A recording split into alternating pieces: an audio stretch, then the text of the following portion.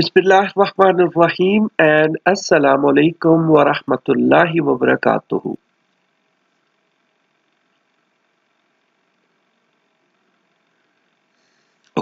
Welcome to Quran class. आज की Quran class हमारी होगी सबक नंबर 3 यानी आदम और इब्लीस यानी इंसान और शैतान की एक और कहानी, और जो कि होगी कौम समूद की कहानी।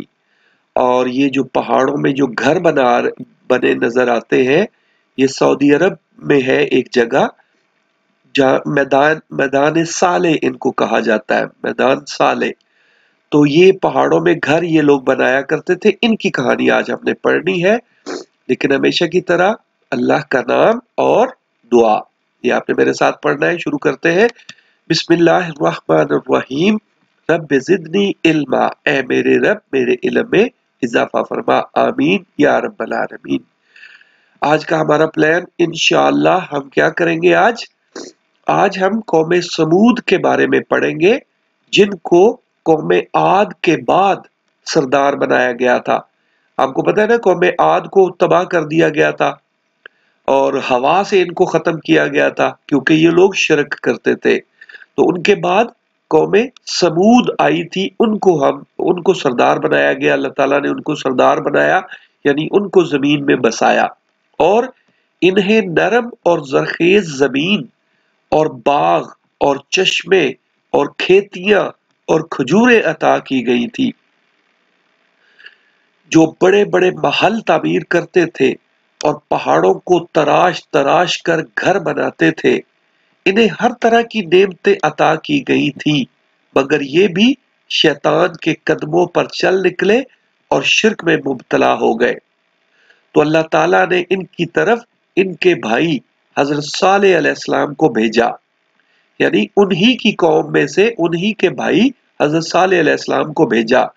तो सालेह अलैहिस्सलाम ने कहा कि ए कौम, अल्लाह ही की इबादत करो, इसके सिवा तुम्हारा कोई माबूद नहीं, यानी कोई इबादत के लायक नहीं। तो अल्लाह से डरो और मेरे कहने पर चलो और हद से तजावज करने वालों की बात ना मानो। तजावज करना मतलब हद को पार करना, मतलब हद जो यानी नेकी और गुनाह की जो हदें होती है, यानी नेकी ना करना और गुनाह की हदें पार कर देना।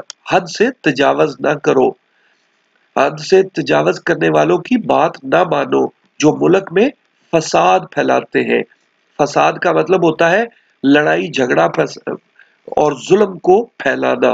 तो मुल्क में फसाद करते हैं और इस्लाह नहीं करते। इस्लाह, फसाद और इस्लाह जो है ये एंटोनिम्स है, एक दूसरे के उलट है।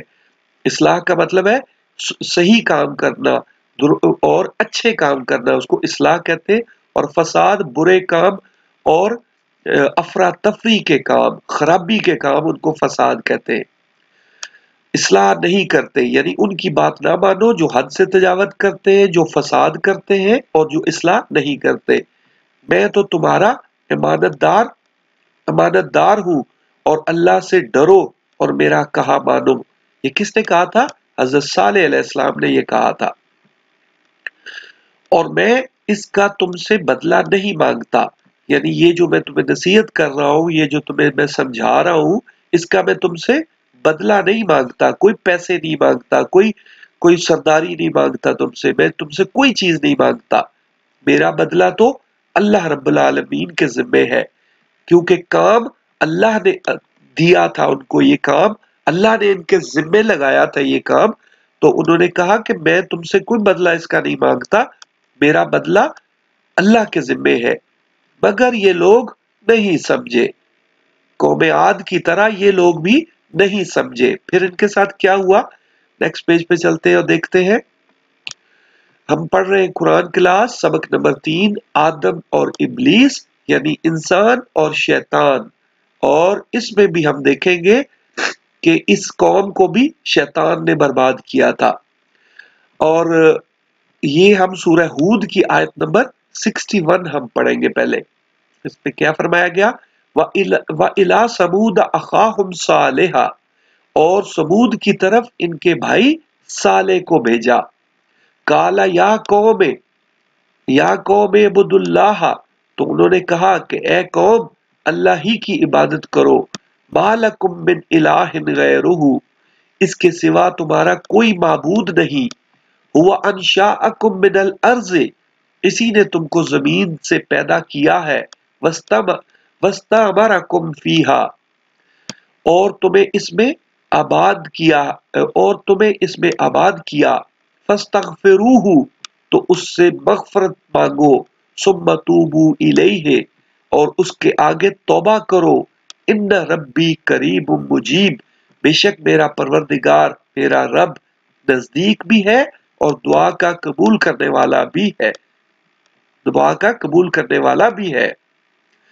तो फिर क्या हुआ, तो उनकी कौम में जो सरदार लोग जो गुरूर रखते थे, यानी जो गुरूर करते थे, जो गुरूर वाले थे, जो गुरूर रखते थे, और ये गुरूर आपको पता है ना ये क्या चीज थी, ये गुरूर होता है कि मैं दूसरे से बड़ा हूं, मैं दूसरे से बेहतर हूं। तो यही शैतान इब्लीस में भी यही गुरूर था, वो भी कहता था कि मैं इंसान को सजदा क्यों करूं, मैं इंसान से बेहतर हूं, मैं आग से बना हूं। तो ये इन लोगों में भी गुरूर था, जो कौम के सरदार थे इनमें भी गुरूर था। उन्होंने कहा कि साले, इससे पहले हम तुमसे कई तरह की उम्मीदें रखते थे, यानी उम्मीदें होती है जैसे बच्चों से उम्मीदें होती है कि बच्चे बड़े होंगे, अच्छा काम करेंगे, नेकियां करेंगे तो हमें उनसे सवाब मिलेगा, तो वो जो है बिजनेस करेंगे, मुलाजमत करेंगे तो अच्छा घर भी बनाएंगे, गाड़ी भी लेंगे, इस तरह की उम्मीदें होती है बच्चों से। तो इसी तरह उनकी उनकी कौम ने कहा कि हमें तुमसे उम्मीदें रखते थे, अब वो मुनक़ता हो गई, अब यानी उम्मीदें खत्म हो गई कि तुमने हमें ये समझाना शुरू कर दिया, तुमने हमें नेकी का काम कहना शुरू कर दिया, तो अब वो उम्मीदें मुनक़ता हो गई, खत्म हो गई। क्या तुम हमें, फिर उन्होंने कहा, क्या तुम हमें इन चीजों के पूजने से मना करते हो जिनको हमारे बुजुर्ग पूजते आए, यानी उन चीजों की इबादत, पूजना इबादत करना होता है, इन चीजों की इबादत करने से या इन चीजों को पूजने से मना करते हो जिनको हमारे बुजुर्ग पूजते आए। फिर वही हाल हुआ था कि चंद साल गुजरे और शैतान ने फिर इनके बुजुर्गों को खराब कर दिया, यानी उनके जो बड़े थे वो बुतों को पूजना शुरू हो गए और अब वो अपने बुजुर्गों की ही मानते चले आ रहे थे। फिर क्या हुआ, कहने लगे कि जिस चीज पर तुम ईमान लाए हो हम तो उसको नहीं मानते, तुम और तुम्हारे साथी हमारे लिए शगुने बद हो। ये शगुने बद या बद शगुन उसको कहा जाता है जिसको बैड लक कहा जाता है उर्दू में ना, कि तुम्हारी वजह से हमारा ये नुकसान हो गया, तुम्हारी वजह से तुम जो है वो मनहूस हो, इस तरह, यानी ये लफ्ज होता है मनहूस, कि तुम हमारे लिए शगुने बद हो।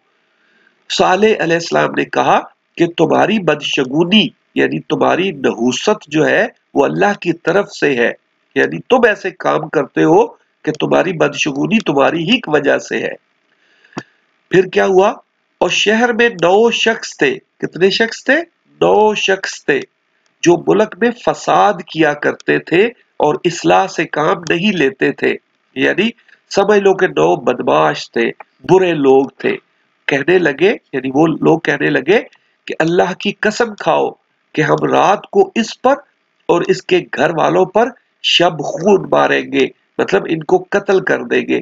किन की बात कर रहे थे, हजरत सालेह अलैहिस्सलाम की, कि ये जो 9 शख्स थे ये कहने लगे कि कसम खाओ कि हम सब मिलकर हजरत सालेह अलैहिस्सलाम के घर पर छापा मारेंगे और उनको और उनके घर वालों को मार देंगे, और फिर इसके वारिस से कह देंगे कि यानी जब उनके भाई और वालद और चचा और उनकी फैमिली वाले आएंगे, उनके वारिस से कह देंगे कि हम तो साले के घर वालों की के मौका हलाकत पर गए ही नहीं, यानी हम झूठ बोल देंगे, हम कहेंगे कि उनके मौका हलाकत पर हम गए ही नहीं, हम तो वहां थे ही नहीं, और वो एक चाल चले और उनको कुछ खबर ना हुई, उनको कुछ खबर ना हुई कि उनके साथ होने क्या वाला है। उनको हमने सीधा रास्ता दिखा दिया था मगर उन्होंने हदायत के मुकाबले में अंधा रहना पसंद किया। تو دیکھ لو ان کی چال کا کیسا انجام ہوا۔ پھر وہ نہ تو اٹھنے کی طاقت رکھتے تھے اور نہ مقابلہ ہی کر سکتے تھے۔ اب ہم دیکھتے ہیں کہ ان کے ساتھ پھر ہوا کیا۔ نیکسٹ پیج پہ جاتے ہیں اور ہم کہیں گے کہ الحمدللہ۔ الحمدللہ ہم اس لیے کہیں گے کہ اللہ کا شکر ہے کہ اللہ تعالیٰ نے ہمیں اس طرح کی کہانیاں بتائی ان لوگوں کی جنہوں نے غلطیاں اور گناہ کیے تھے اور جو برباد ہو گئے تھے، ان کی کہانیاں ہمیں سنائی تاکہ ہم اس طرح کے کام نہ کریں، ہم ایسے برے کاموں سے بچ سکیں، شرک جیسی برائی سے ہم بچ سکیں۔ تو ہم کہیں گے الحمدللہ آج ہم نے حضرت صالح علیہ السلام کی کہانی پڑھی، جن کی قوم سمود بھی شرک کرنے لگ گئی تھی، یعنی یہ ان کی غلطی تھی کہ وہ بھی شرک کرنے لگ گئی تھی۔ اور جب صالح علیہ السلام نے ان کو منع کیا تو وہ کہنے لگے کہ تم تو جادو زدہ ہو، یعنی تم پر تو کوئی جادو ہوا ہے اور ہو، تم اور کچھ نہیں ہماری طرح کے آدمی ہو، اگر سچے ہو تو کوئی نشانی پیش کرو۔ یعنی جب حضرت صالح علیہ السلام نے کہا کہ میں پیغمبر ہوں، اللہ تعالیٰ کا حکم آیا ہے میری طرف اور میں تمہیں اللہ کا حکم سنا رہا ہوں، تو وہ کہتے کہ تم بھی ہماری طرح کے آدمی ہو، اگر تم سچے ہو تو کوئی نشانی پیش کرو۔ صالح علیہ السلام نے کہا اے قوم، یہ اللہ کی اونٹنی تمہارے لیے ایک نشانی یعنی معجزہ ہے، اور یہ اونٹنی وہ اونٹنی نہیں ہے، یہ تو اس کی صرف تصویر ہے اور ظاہر ہے، لیکن اونٹنی تو اسی طرح کی ہوگی۔ لیکن وہ اونٹنی جو تھی وہ پتھر سے نکلی تھی، پتھر پہاڑ سے ڈائریکٹ سیدھی اونٹنی نکل آئی تھی ان کی آنکھوں کے سامنے، معجزہ یعنی اللہ تعالیٰ کی طرف سے یہ ایک نشانی یعنی ایک معجزہ تھا۔